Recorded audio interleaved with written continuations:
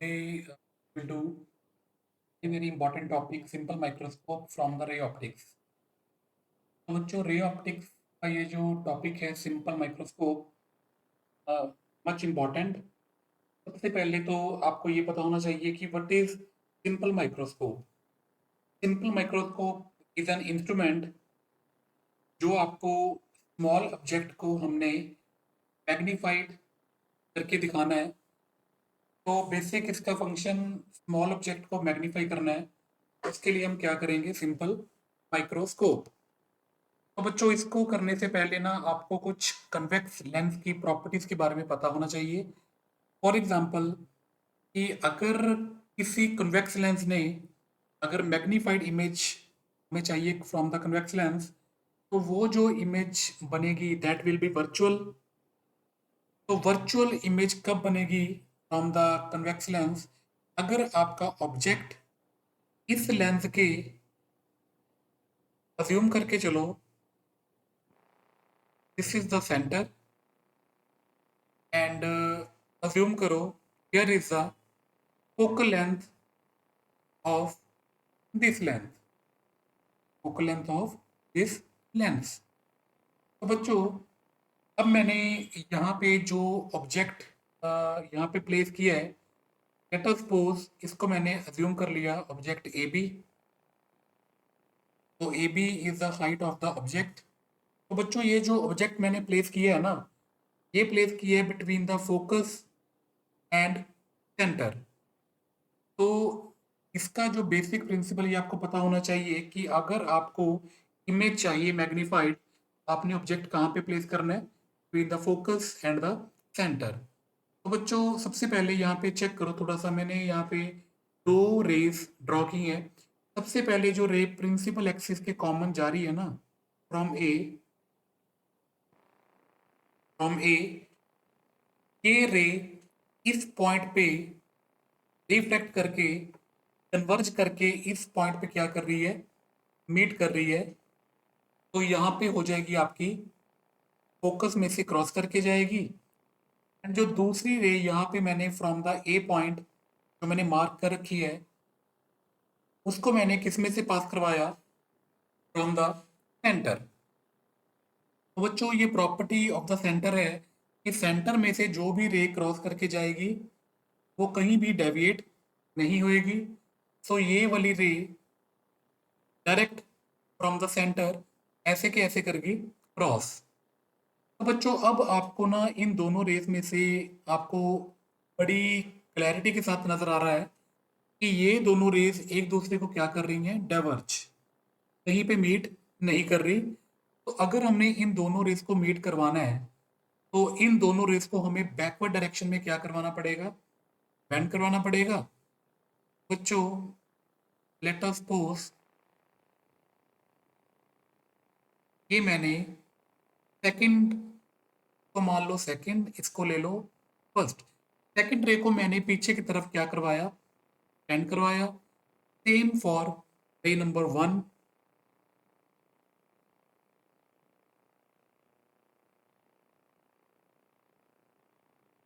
तो बच्चों फर्स्ट वाली रे भी को जब मैंने एक्सटेंड करवाया, तो दोनों की दोनों रेस यहाँ पे क्या कर रही हैं, मीट कर रही हैं। तो जब ये दोनों की दोनों रेस यहाँ पे करेंगी मीट, सो इस पॉइंट पे आपके पास क्या बनेगी, इसकी इमेज। तो बच्चों ये मैंने यहाँ पे ड्रॉ कर दी इसकी इमेज। तो नाउ इस इमेज को आप रिप्रेजेंट करोगे ए dash B dash.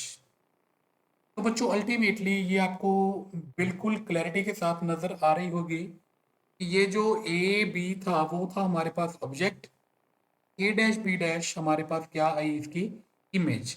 And that is the magnified image of this small object A B. तो बच्चों यहाँ पे इन दोनों रेस के बीच में मैंने एक क्या ड्रॉ कर दी, एक आई। मीन्स इस आई के थ्रू आपको ये वाली image A dash B dash नजर आएगी। तो this image will be magnified. Now यहाँ पे अब मैं थोड़ी सी करूंगा रजे कंस्ट्रक्शन। मैंने ए पॉइंट से इसके पैरेलल, प्रिंसिपल एक्सिस के पैरेलल बच्चों एक लाइन ड्रॉ की, डॉटेड लाइन, एंड इस पॉइंट को मैंने मार्क कर लिया A1। तो please keep in mind this is the A dash and this is the A1। दोनों अलग अलग नोटेशंस हैं, A1 एंड A डैश। तो बच्चों अब मैंने for the sake of derivation assume कर लिया कि A1 B dash, I am repeating once again, A1 B dash, this will act as a object and A dash B dash will be act as a image, act as a image। तो बच्चों A1 से मैंने A1 से C point के ऊपर एक मैंने ray draw की। सो नाउ इस एंगल को मैंने क्या अज्यूम कर लिया, अल्फा। एंड जो आपके पास इमेज है ए डैश बी डैश, उसका मैंने सेंटर के साथ एंगल को अज्यूम कर लिया मैंने बीटा। तो कीप इन माइंड ऑब्जेक्ट का सेंटर के ऊपर एंगल है अल्फा एंड इमेज का सेंटर के ऊपर जो एंगल बनेगा that will B beta. Notation अगर आप इसकी रिवर्स भी कर लोगे तब भी कोई इसमें इशू नहीं आएगा, result will be same finally. तो बच्चों नाउ सिंपल माइक्रोस्कोप के केस में हमने अल्टीमेटली कैलकुलेट क्या करनी है, angular magnification. Angular magnification symbol इसका होएगा small m, same as linear magnification. तो बच्चों एंगुलर मैग्निफिकेशन का यहाँ पे मीनिंग क्या है कि इमेज की जो एंगुलर हाइट है वो ऑब्जेक्ट के कंपैरेटिवली कितनी है। I am repeating once again, image की एंगुलर हाइट ऑब्जेक्ट के कंपैरेटिवली हमने कैलकुलेट करनी है and that will be calculate in terms of angular magnification. और वी कैन से दैट कि जो इमेज की स्लोप है with respect to slope of the object वो कितनी आएगी वो हमने कैलकुलेट करना है। तो बच्चों angular magnification m that will be equal to slope of image upon slope of object, means m is equal to tan beta by tan alpha।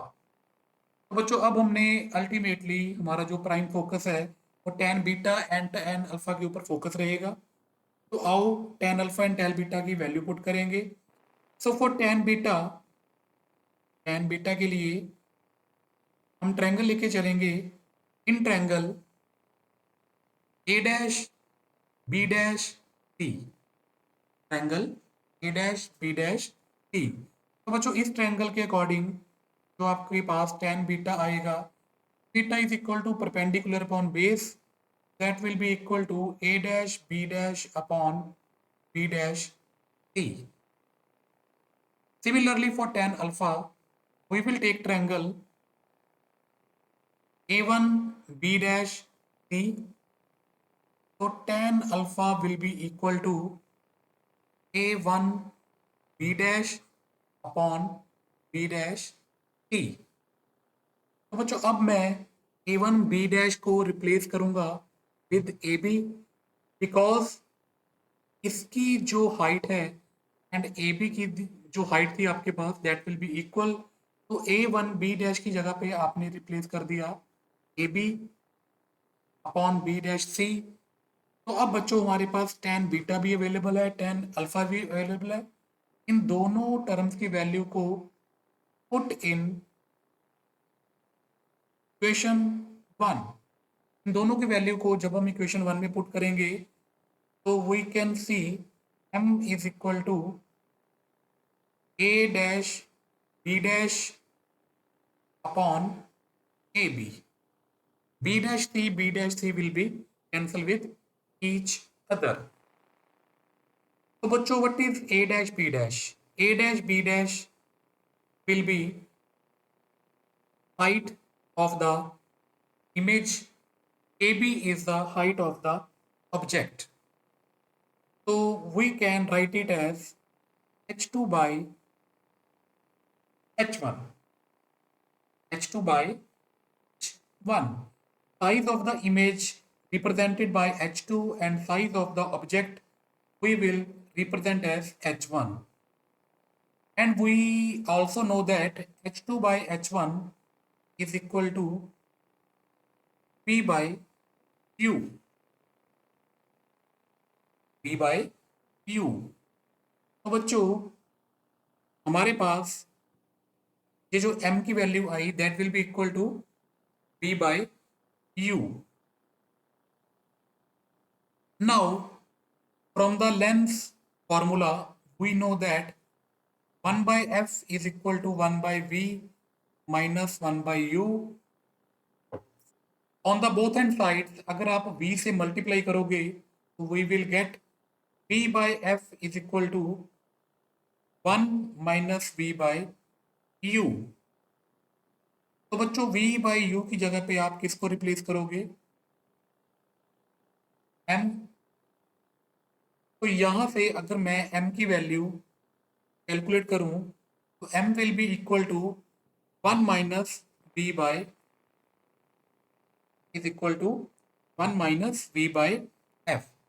तो बच्चों ये आपको ऑलरेडी पता होना चाहिए कि अगर कोई नॉर्मल ह्यूमन बीइंग अपनी नॉर्मल विजन से इस माइक्रोस्कोप के थ्रू अगर ये इमेज को देखेगा तो उसकी जो इमेज बनती है वो बनती है हमेशा at the distinct vision and it's value is 25 centimetre. तो बच्चों ये जो V का डिस्टेंस है V, इसको मैं अज्यूम करूंगा VE. E stand for eye lens and इस VE की वैल्यू को मैं सब्सटीट्यूट करूंगा from the sign convention as minus D. तो बच्चों अगर आप इस इक्वेशन में यहाँ पे V की जगह पे माइनस D को सब्सटीट्यूट करोगे तो we will get M is equal to 1 plus D by E. Just E stand for eye lens. E stand for eye lens. तो बच्चों this is the final result for the magnification in the case of simple microscope. तो इस formulation को हम direct करेंगे in the numericals and keep in mind जब भी आपने इस D की वैल्यू को जब न्यूमेरिकल में आप पुट करोगे तो डायरेक्ट D की वैल्यू को आपने पुट करना है 25 not -25. Thank you very much.